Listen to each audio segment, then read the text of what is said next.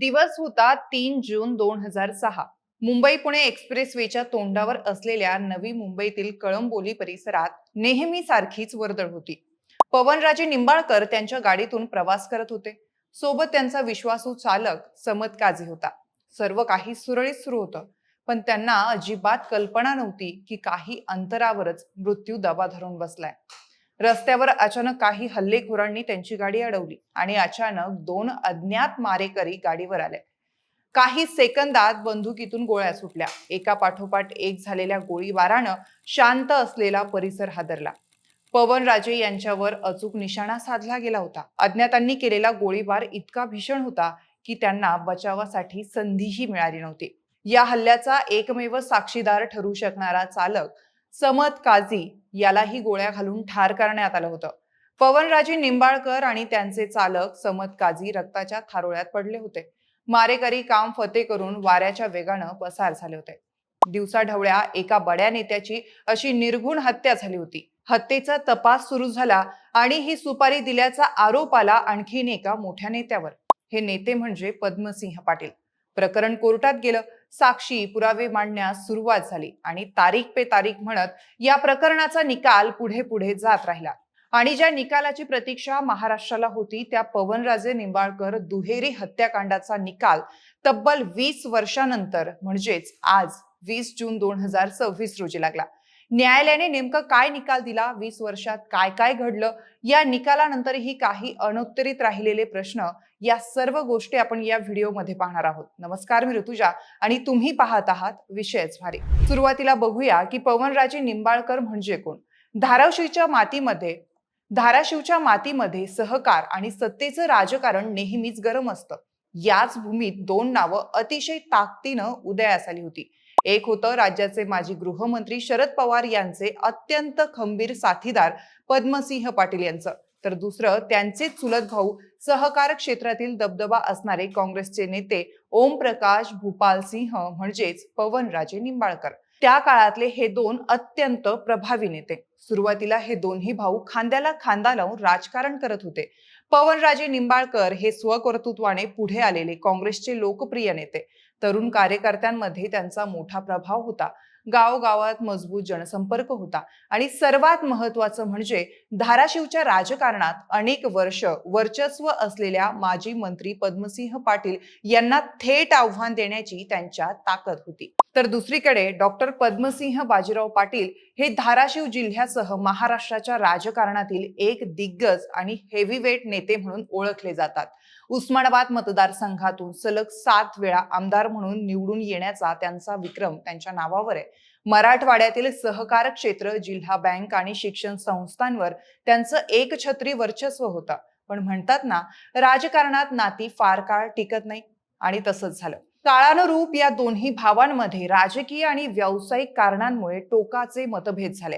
त्यातच तेरणा साखर कारखान्याच्या सत्तेवरून आणि आर्थिक व्यवहारावरून या दोन भावांमध्ये अशी काय ठिणगी पडली की त्यांचं रूपांतर टोकाच्या वैरात झालं. पवनराजे निंबाळकर हे पद्मसिंह पाटलांच्या राजकीय साम्राज्याला थेट आव्हान देऊ लागले होते.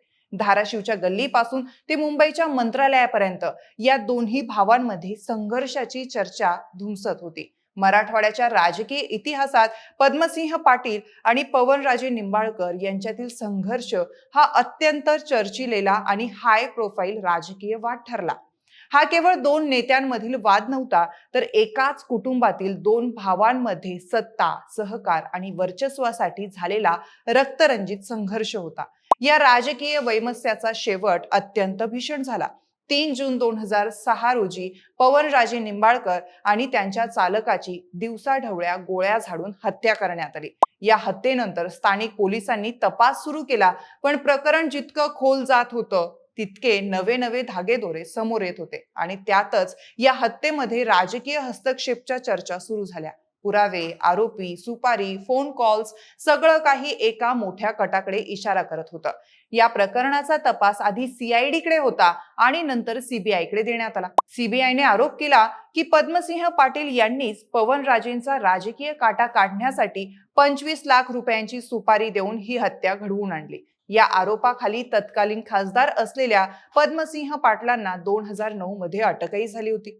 2009 मध्ये सीबीआयने पद्मसिंह पाटील यांना अटक केली. ही बातमी राज्यभर गाजली. सुमारे 3 महिने 19 दिवस त्यांना पोलीस आणि न्यायालयीन कोठडीत मुक्काम करावा लागला. एका माजी मंत्र्याला आणि प्रभावशाली नेत्याला अटक होणं ही तेव्हा मोठी घटना होती. त्यासोबतच या गुन्ह्यातील शूटर दिनेश तिवारी तब्बल 15 वर्ष 11 महिने तुरुंगात होता, तर दुसरा शूटर महात्मा म्हणजे पिंटू सिंग चौधरी हा 15 वर्ष 10 महिने तुरुंगात होता. यासोबतच माफीचा साक्षीदार बनलेला पारसमल जैन 14 वर्ष 6 महिन्यानंतर बाहेर आला. मंडळी, 2011 पासून खटल्याची सुनावणी सुरू झाली. वर्षामागून वर्ष जात राहिली. एकूण 128 साक्षीदार तपासले गेले. शेकडो कागदपत्र न्यायालयात सादर करण्यात आली. सरकार बदलली. काही साक्षीदारांनी आपले जुने जबाब बदलले, काही फितूर झाले, तर काहींच्या साक्षीवरच प्रश्नचिन्ह निर्माण झाले. प्रत्येक सुनावणीनंतर एकच प्रश्न विचारला जात होता की खरा सूत्रधार कोण? या खटल्यातील सर्वात महत्वाचा मुद्दा होता माफीचा साक्षीदार. सीबीआयच्या दाव्यानुसार या साक्षीदाराकडे कटाविषयी महत्वाची माहिती होती. शेवटी पूर्ण निकालाचा दिवस उगवला. 20 जून 2026. संपूर्ण महाराष्ट्राचं लक्ष या निकालाकडे लागलं होतं. न्यायालयाच्या परिसरात मोठी सुरक्षा व्यवस्था होती. पवनराजे निंबाळकर यांचे कुटुंबीय तिथे उपस्थित होते. समद काझी यांचेही कुटुंबीय न्यायालयाच्या आवारात होते. पद्मसिंह पाटील यांना प्रकृती अस्वास्थ्यामुळे रुग्णवाहिकेतून न्यायालयात आणण्यात आलं. सर्वांना एकाच प्रश्नाचं उत्तर हवं होतं. निर्णय कुणाच्या बाजूने लागणार याची धाकधूक वाढलेली होती. तेवढ्यात न्यायालयाकडून एक धक्कादायक निकाल बाहेर आला. न्यायालयाने स्पष्ट शब्दात सांगितलं की अभियोजन पक्ष आरोपींविरोधात शंकातील पुरावे सादर करण्यात अपयशी ठरलाय. माफीच्या साक्षीदाराची साक्ष विश्वासार्ह नाही आणि त्यामुळे पद्मसिंह पाटील यांच्यासह सर्व आरोपींची निर्दोष मुक्तता करण्यात आली आहे. क्षणभर न्यायालयात शांतता पसरली आणि मग चर्चांचा स्फोट झाला. न्यायालयाने निकाल दिला, पद्मसिंह पाटील यांच्यासह सर्व आरोपींची निर्दोष मुक्तता. हा निकाल ऐकत असताना पवनराजे यांचे पुत्र आणि आजचे धाराशिवचे खासदार ओमराजे निंबाळकर हेही उपस्थित होते. हा निकाल अत्यंत दुर्दैवी आणि धक्कादायक असल्याची भावना खासदार ओमराजे निंबाळकर यांनी व्यक्त केली. सुरुवातीला तपास यंत्रणांवर प्रचंड राजकीय दबाव होता आणि त्या मॅनेज होत्या. कलियुगात वाईट प्रवृत्तींना अधिक बळ मिळतं अशी खदखद त्यांनी बोलून दाखवली. या अन्यायाविरोधात खचून न जाता वडिलांची हत्या प्रकरणातील आरोपींना शिक्षा मिळवून देण्यासाठी आणि उच्च न्यायालयात दाद मागणार असल्याचं ते म्हणाले. तर पद्मसिंह पाटील यांचे चिरंजीव राणा जगजित सिंह म्हणाले की वडिलांवरील सर्व आरोप खोटे आणि राजकीय आकसापोटी केलेले होते. आज न्यायालयाने निर्दोष मुक्तता केल्याने अखेर सत्याचा विजय झालाय. गेली 2 दशकं कुटुंबासाठी मानसिक त्रासाची आणि संघर्षाची होती. या निकालामुळे आमचा न्यायदेवतावरील विश्वास अधिक दृढ झालाय. या संपूर्ण काळात धाराशिवच्या जनतेनं कुटुंबावर ठेवलेला विश्वास आणि दिलेली साथ कधीही कमी होऊ दिली नाही, असंही ते यावेळी म्हणाले. पद्मसिंह पाटील आणि इतर सर्व आरोपींची पुराव्याअभावी निर्दोष मुक्तता करण्यात आली. पण या निकालानं एक नवा आणि मोठा सस्पेन्स महाराष्ट्राच्या राजकारणात निर्माण झालाय.